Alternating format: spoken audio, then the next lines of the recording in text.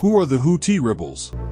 One side of Yemen's decade-long civil war is the Houthis, also known as Ansarullah. Their rise in the 1990s. Their leader, Hussein al-Houthi, started a religious revivalist movement following the Zaydi school of Shia Islam. Zaydis ruled Yemen for centuries, but were forced into a corner when the Sunnis came to power after a civil war in 1962. Houthi formed the movement to counter Sunni fundamentalism, particularly the Saudi-backed Wahhabi doctrine. The Houthis came to power in 1990, when North and South Yemen were united. Ali Abdullah Saleh was elected as the country's president. He initially supported the Houthis' believing youth organization. However, as the movement became increasingly popular and anti-regime, it became a headache for Saleh. Saleh supported the U.S. invasion of Iraq in 2003. However, the majority of the Yemeni people were against the U.S. invasion. Houthi basically used this opportunity. He took advantage of the accumulated anger of the people and brought them to the streets. In response, Saleh's government first issued an arrest warrant against him.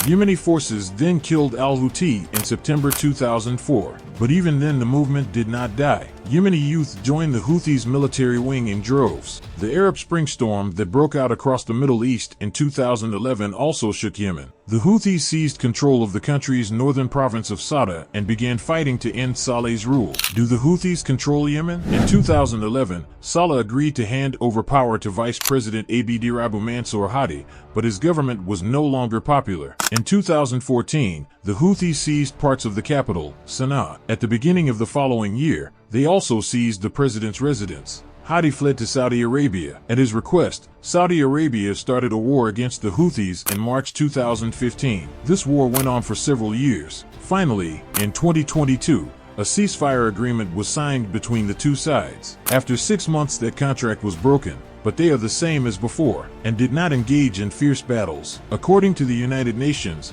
the war in Yemen is the most serious humanitarian disaster in the world. According to their data, about 2.5 million people have died in this war. Since the ceasefire agreement, the Houthis have relinquished their control over most of the northern part of Yemen. They are seeking a permanent deal with Saudi Arabia to formally end the war and assume state power. Who are allies of the Houthis? Iran is sponsoring the Houthis. In 2014, as the civil war in Yemen intensified and the conflict with Saudi Arabia escalated, Iran increased its support to the Houthis. According to a 2021 report by the Center for Strategic and International Studies, Iran supports the Houthis with other weapons and technical facilities, including sea mines, ballistic and cruise missiles, and drones. The Houthis are part of Iran's so-called Axis of Resistance. It is a regional military alliance led by Iran against U.S. imperialism and Zionism. Like Hamas in Gaza and Hezbollah in Lebanon, the Houthis are Iran's confidants in Yemen. How powerful are the Houthis? U.S. officials are working to gain an understanding of the range,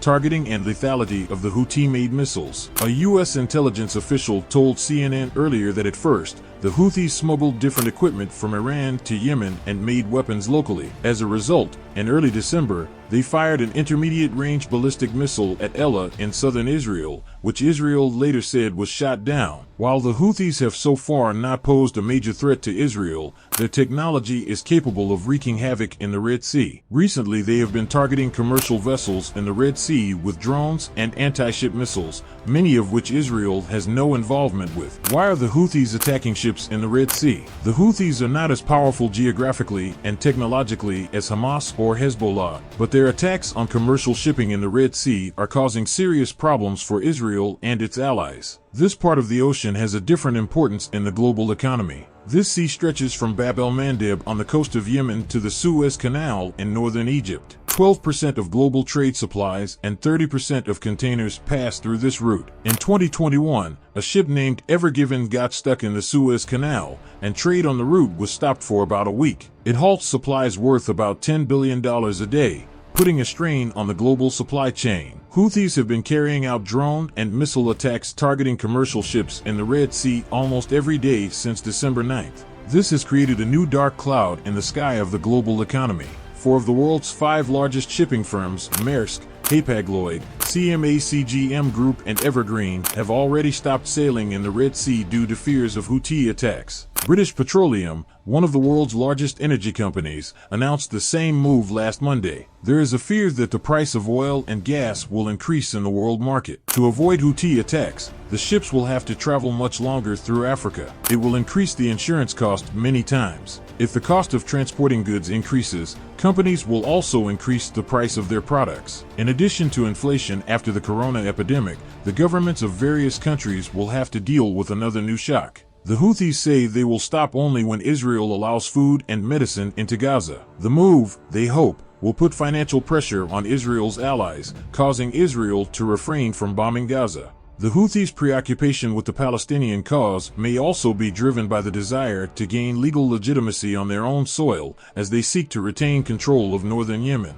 This will also consolidate the Houthis' position against Saudi Arabia and the United Arab Emirates, which they consider subservient to the United States and Israel. Global response. The Houthis' offensive in the Red Sea is aimed at drawing more countries into the conflict. Israel has already announced that it will fight the Houthis alone if the international community remains silent. Israel's National Security Advisor, Yaki Hanegbi, said this month that it was a global issue. A senior U.S. military official said at least 12 commercial ships were targeted in the Red Sea last month, which was not seen in the last 2 generations. As a result, at least 44 countries have been affected. Internationally, the implications are even more serious. The United States formed a new multinational naval task force with the United Kingdom, Bahrain, Canada, France, Norway, and others on Monday to prevent Houthi attacks. A Houthi spokesman, Mohammed al-Bukaidi, told Al Jazeera last Monday that they would confront any U.S.-led coalition in the Red Sea. The Biden administration has made some belated moves to end Israel's war in Gaza,